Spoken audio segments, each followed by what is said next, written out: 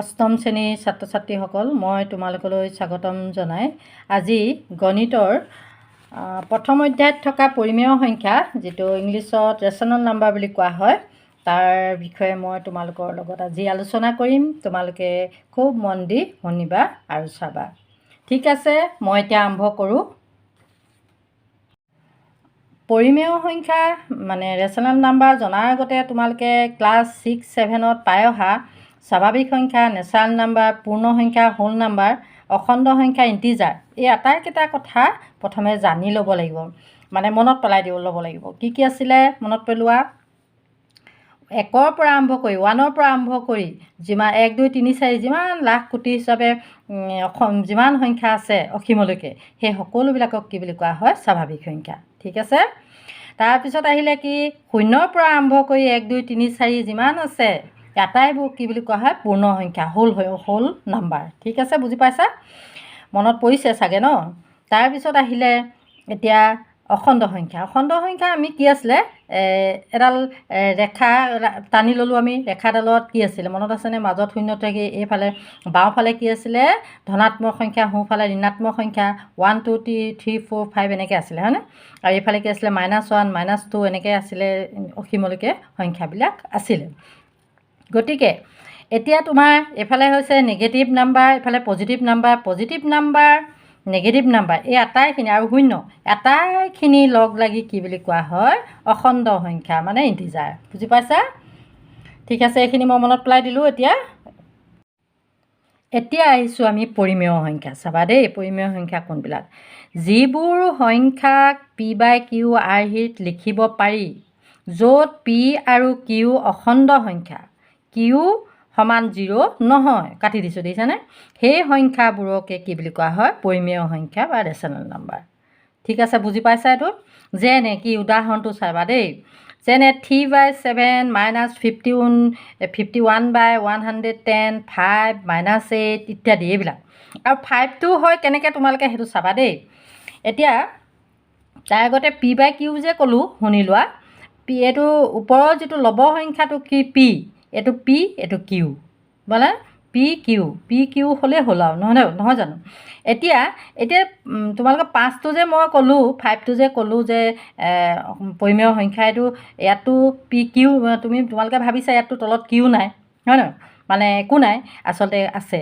5টো p, এইটো 5, যিকোনো স্বাভাৱিক সংখ্যাৰ কি হয় বা অখণ্ড সংখ্যাৰ তলত কি থাকে, মানে হৰৰ ঘৰত 1 এটা থাকে, তাৰমানে qটো হৈছে 1, তাৰমানে p/q হৈছে। বুজি পালা?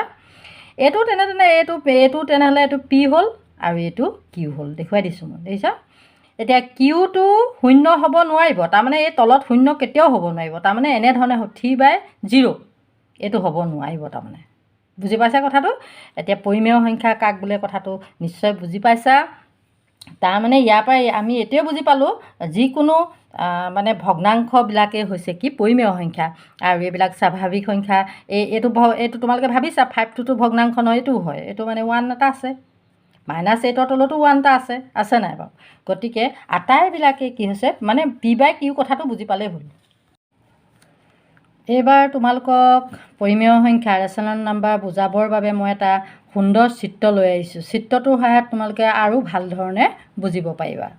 ঠিক আছে, এতিয়া চোৱা। আৰু এটা কথা মনত ৰাখিবা যে প্ৰতিটো অখণ্ড সংখ্যাই একোটা পৰিমেয় সংখ্যা।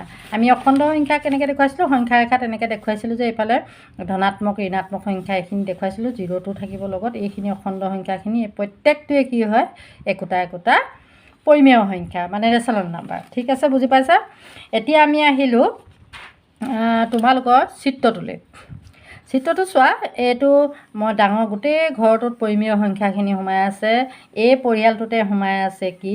এয়া স্বাভাৱিক সংখ্যা, পূৰ্ণ সংখ্যা, অখণ্ড সংখ্যাখিনি পৰিমেয় সংখ্যাতে সোমাই আছে। চোৱা, এতিয়া স্বাভাৱিক সংখ্যা নেচাৰেল নাম্বাৰ আমি কি পাইছিলোঁ? 1, 2, 3, 4, 5 যিবোৰ আছে অসীমলৈকে, এইখিনি সংখ্যা ইয়াত আমি দেখুৱালোনে বাৰু? এইখিনি তেতিয়াহ'লে ক'ত সোমাই আছে? পৰিমেয় সংখ্যাতে সোমাই আছে। পূৰ্ণ সংখ্যা, হোল নাম্বাৰ, 0ৰ পৰা 1, 2, 3, 4, 5 এই আটাইখিনি ক'ত সোমাই আছে? পৰিমেয় সংখ্যাতে সোমাই আছে। এইবাৰ আহিলোঁ অখণ্ড সংখ্যা। অখণ্ড সংখ্যাখিনি ইণ্টিজাৰখিনি আমি পাইছোঁ এতিয়া 0 -5 2 100 √49 8/4 8/4টো কেলৈ হ'ল তোমালোকক মই বুজাম 8/4টো হৈছে এতিয়া এইটো এটা অখণ্ড সংখ্যা এতিয়া পৰিমেয় সংখ্যালৈ আহিলোঁ এতিয়া পৰিমেয় সংখ্যা কোনবোৰ এতিয়া তোমালোকক এতিয়া মই বাৰে বাৰে কৈ আছোঁ যে অখণ্ড সংখ্যা পূৰ্ণ সংখ্যা স্বাভাৱিক সংখ্যা আটাইবোৰ কি হয় পৰিমেয় সংখ্যাই হয় তাৰোপৰি আৰু কিবা কিবি সোমাই আছে কি সোমাই আছে চোৱাচোন আচলতে ভগ্নাংশত লিখিব পৰা সকলো সংখ্যাই পৰিমেয় সংখ্যা তেতিয়াহ'লে আমি কি পালোঁ 4/8 3/5 -3.4 দেখিছানে 3.4টো কেনেকৈ হ'ল এতিয়া ভগ্নাংশ কেনেকৈ হ'ল এইটো মন কৰিছানে এতিয়া 34/10 হ'ব ইয়াৰ ইজুকেলটো তোমালোকেতো জানাই নিশ্চয় দশমিক এঘৰ আগত থাকিলে 10 হয় নহয়নে বাৰু /10 হ'ল গতিকে এইটো এটা ভগ্নাংশ হ'ল তাৰপিছত 1.0145 এইটো ভগ্নাংশ কৰিলে আমাৰ ভগ্নাংশ কৰিম আমি কেনেকৈ কৰিম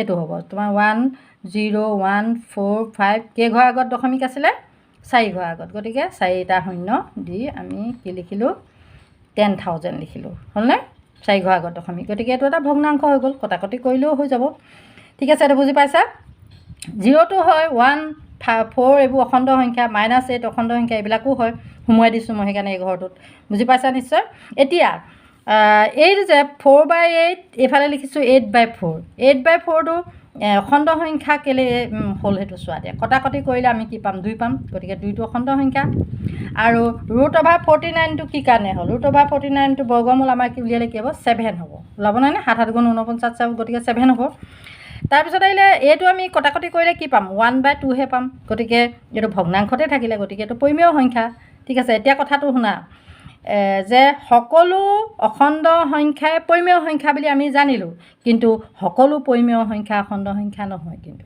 সকলো পৰিমেয় সংখ্যা কি ক'লোঁ অখণ্ড সংখ্যা নহয় দেখিলাই নহয় এইটো এতিয়া তোমাৰ অখণ্ড সংখ্যা নহয় আৰু এইটোও নহয় অখণ্ড সংখ্যা এইকেইটা হয় ঠিক আছে বুজি পাইছা এতিয়া গোটেইটো মই ধুনীয়াকৈ বুজাই দিলোঁ ইয়াৰ এটা কথা মন কৰিবা এইটো চোৱা 0.5ৰে হৰণ কৰিব পাৰে পি এইটো কিউ হয়নে কিন্তু 5ক 0 হৰণ কৰিব নোৱাৰে 0 তলত থাকিব নোৱাৰিব কিউ হ'ব নোৱাৰিব এইটো ওপৰত থাকিব পাৰিব ইয়াৰ ইজুকেলটো 0 হ'ব কিন্তু এইটো অৰ্থহীন তাৰমানে 0য়ে 5ক হৰণ কৰিব নোৱাৰে পি এইটো কিউ ঠিক আছে এইটো বুজি পাইছা এনেধৰণে হ'ব নোৱাৰিব সেইকাৰণে মই দেখুৱাইছিলোঁ তোমালোকক যে পৰিমেয় সংখ্যা এতিয়া মই তোমালোকক দেখুৱাইছিলোঁ কি বুলি পৰিমেয় সংখ্যাটো দেখুৱাইছিলোঁ যে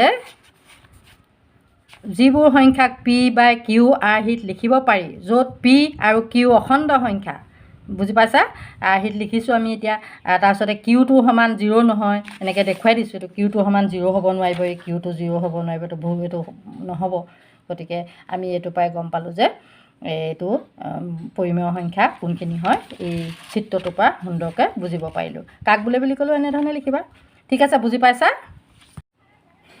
এতিয়া চোৱা তোমালোকে ভগ্নাংশত লিখিব পৰা সকলোবিলাক সংখ্যাই পৰিমেয় সংখ্যা বুলি ক'লোঁ মানে ফ্ৰেকশ্যনত লিখিব পৰা সকলোবিলাক নাম্বাৰে কি হৈছে ৰেচনেল নাম্বাৰছ বুলি কৈছোঁ এতিয়া তোমালোকে ভাবিছা নি আকৌ 4টো ফ্ৰেকশ্যন নহয় বা ভগ্নাংশ নহয় -8টোও নহয় কিন্তু হয় এইটো চোৱা -1 এটা থাকে বুলি মই অলপ আগত কৈ গৈছোঁ যে 4ৰ মানে হৰৰ ঘৰত 1 এটা থাকে এইটোও কি হৈছে -8ৰ তলত কি হৈছে -1 এটা থাকে মানে ডিনমিনেটৰত 1 এটা থাকে সেইটো কৈ গৈছোঁ ঠিক আছে এতিয়া সকলোখিনি সুন্দৰভাৱে বুজি পাইছা বুলি মই ভাবিছোঁ এতিয়া তোমালোকে ঘৰত কিছুমান কাম কৰিব লাগিব কি কৰিবা তোমালোকে স্বাভাৱিক সংখ্যা কাক বোলে লিখিবা যে 1ৰ পৰা আৰম্ভ কৰি 1 2 3 4 ডট ডট দি এনেকৈ লিখিবা সকলোবিলাকে স্বাভাৱিক সংখ্যা বোলে তেনেকৈ লিখিবা নেচাৰেল নাম্বাৰ তাৰপিছত পূৰ্ণ সংখ্যাও তেনেকৈ লিখিবা 0ৰ পৰা আৰম্ভ কৰি 0ৰ পৰা আৰম্ভ কৰি 1 2 3 4 5 এনেকৈ ডট ডট দি সকলোবিলাকে হোল নাম্বাৰ হৈ যায় পূৰ্ণ সংখ্যা হয় এইটো লিখিবা তাৰপিছতে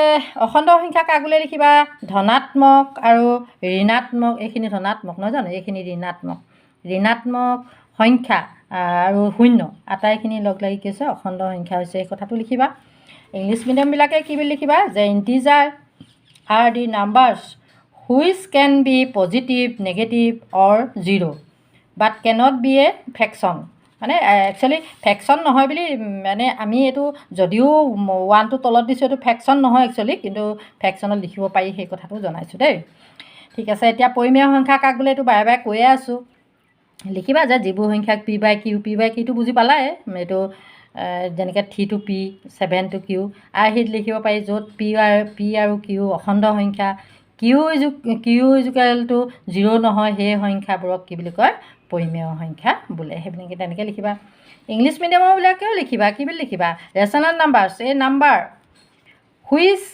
মানে can be represented as the quotient P by Q of two integers which that Q is not 0 বুজি পালা কথাটো এনেধৰণে লিখিবা তাৰপিছত তোমালোকে কি কৰিবা এই চিত্ৰটো ধুনীয়াকৈ আঁকিবা আঁকি লৈ এই অখণ্ড সংখ্যা মানে ইণ্টিজাৰ হোল নাম্বাৰ এইবোৰ চব লিখি ল'বা লিখি এনেকৈ মই যেনেকৈ লিখিছোঁ তেনেধৰণে লিখিবা লিখি লৈ কি কৰিবা তোমালোকে